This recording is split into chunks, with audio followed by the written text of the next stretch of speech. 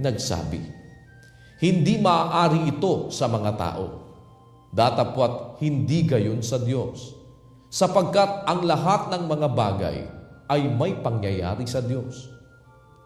Si Pedro ay nagpasimulang magsabi sa kanya, "Narito, iniwan namin ang lahat at nagsisunod sa iyo." Sinabi ni Jesus, "Katotohanang sinasabi ko sa inyo, walang taong nag-iwan ng bahay o mga kapatid na lalaki o mga kapatid na babae o ina o ama o mga anak o mga lupa dahil sa akin at dahil sa Ebanghelyo na hindi siya tatanggap ng tig-100 ngayon sa panahong ito ng mga bahay at mga kapatid na lalaki at mga kapatid na babae at mga ina at mga anak at mga lupa, kalakip ng mga pag-uusig, at sa sanglibutang darating ay ng walang hanggang buhay. Datapwat maraming nangauuna ay mangahuhuli at nangahuhuli na mangahuuna. At sila'y sa daan na nagsisiahon sa Jerusalem at nangunguna sa kanila si Jesus. At sila'y nangagtaka at ang nangagsisisunod ay nangatakot.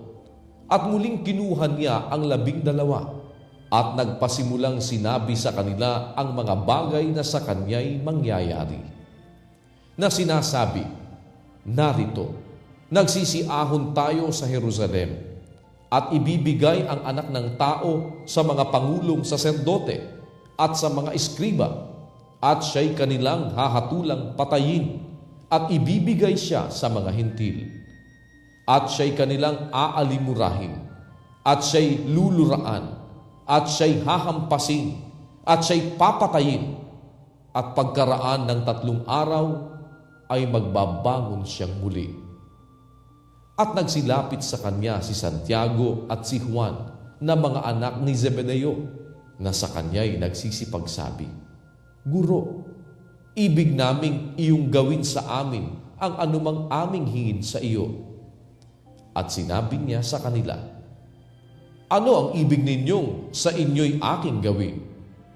At sinabi nila sa kanya, "Ipagkaloob mo sa amin na mga kaupo kami, ang isa'y sa iyong kanan at ang isa'y sa iyong kaliwa, sa iyong kaluwalhatian." Datapwat sinabi sa kanila ni Jesus, "Hindi ninyo nalalaman ang inyong hinihingi. Mga kaiinom baga kayo sa sarong aking iinuman? O mga babautismuhan sa bautismo na ibinautismo sa akin?" At sinabi nila sa kanya, "Kaya namin." At sinabi sa kanila ni Jesus, "Ang sarong aking iinuman ay iinuman ninyo, at sa bautismo na ibinautismo sa akin ay babautismuhan kayo. Datapwat ang maupo sa aking kanan o sa aking kaliwa ay hindi ako ang magbibigay. Datapwat yaon ay para sa kanila na mga pinaghahandaan." At nang marinig ito ng 10, ay nangagpasimula silang mga galit kay Santiago at kay Juan. At sila'y pinalapit ni Jesus sa kanya at sa kanila'y sinabi, "Nalalaman ninyo na yaong mga inaaring mga pinuno ng mga hentil ay nangagpapapanginoon sa kanila, at ang sa kanila'y mga dakila ay nagsisigamit ng kapamahalaan sa kanila. Datapwat sa inyo ay hindi gayon, kundi ang sino mang ibig na dumakila sa inyo ay magiging lingkod ninyo. At ang sino man sa inyo ang mag-ibig manguna ay magiging alipin ng lahat.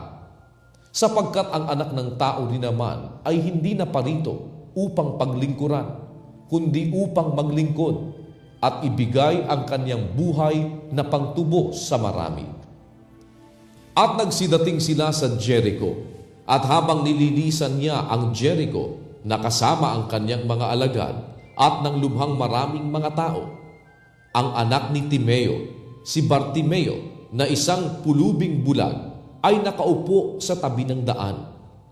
At nang marinig niya na yaoy si Jesus na Nazareno, siya'y nagpasimulang magsisigaw, at nagsabi, Jesus, ikaw na anak ni David, mahabag ka sa akin.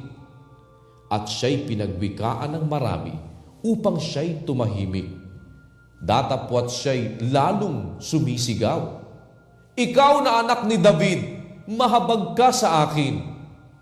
At tumigil si Jesus at sinabi, tawagin ninyo siya. At tinawag nila ang lalaking bulag na sinasabi sa kanya, laksan mo ang iyong loob, ikaw ay magtindig. Tinatawag kanya. At siya, pagkatapon ng kanyang balabal, ay nagmadaling tumindig at lumapit kay Jesus. At sumagot sa kanya si Jesus at sinabi, ano ang ibig mong gawin ko sa iyo?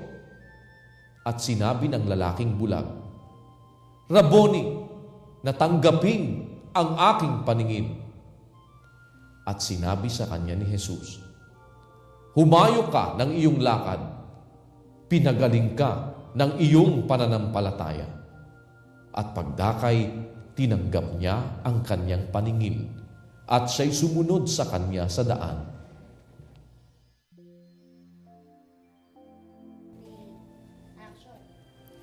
"52 verses po ang kabuuan ng chapter 10 ng Aklat ni Marcos. At natapos na po natin yan. Kung sakaling meron ho kayong mga bagay na hindi naunawaan o ibig ninyong mas mapalawak pa ang inyong kaalaman tungkol sa mga talata na ating binabasa, sana po ay huwag kayong mag-atubili. Tumawag lamang sa mga linya ng ating telepono sa palatuntunang Itanong Mo kay Soriano at sa palatuntunang Ang Dating Daan sa pangunguna po ni Brother Eli Soriano. Nang mapag-usapan naman natin yung mga bagay na ibig ninyong mas mabigyang linaw sa mga binabasa po natin sa banal na kasulatan. At bukas, huwag ko kayong makakalimot. Sana tuwing sasapit po ang alas 8 ng gabi, kasalo namin kayo sa harap ng inyong mga telebisyon para magbasa ng mga talata ng banal na kasulatan. Huwag nating kalilimutan, mapalad ang bumabasa.